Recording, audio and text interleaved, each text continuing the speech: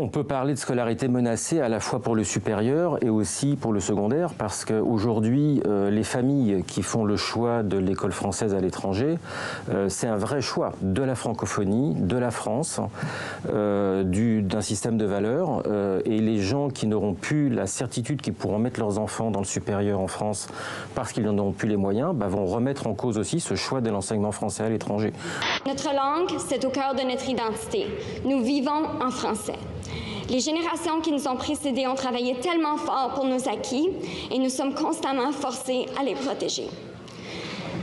Il y a des francophones en Ontario depuis plus de 400 ans. Nous ne sommes pas qu'une minorité linguistique parmi tant d'autres, mais bien locuteurs de la langue d'un des deux peuples fondateurs du Canada.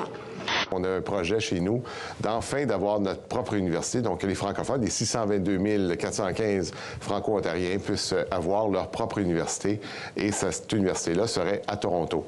Et donc, le gouvernement a pris la décision, pour des raisons, dit-il, fiscales, de dire non, nous n'avons pas les sous.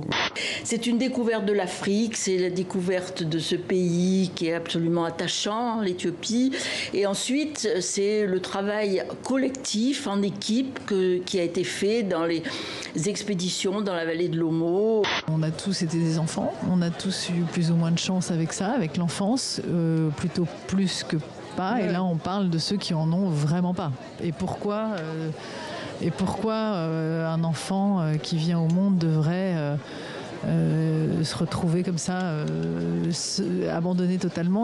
Alors le handball est un sport de combat parce que c'est un sport d'affrontement. C'est un sport où on demande à la défense de faire des fautes, d'arrêter la circulation du ballon. C'est un petit peu comme au rugby.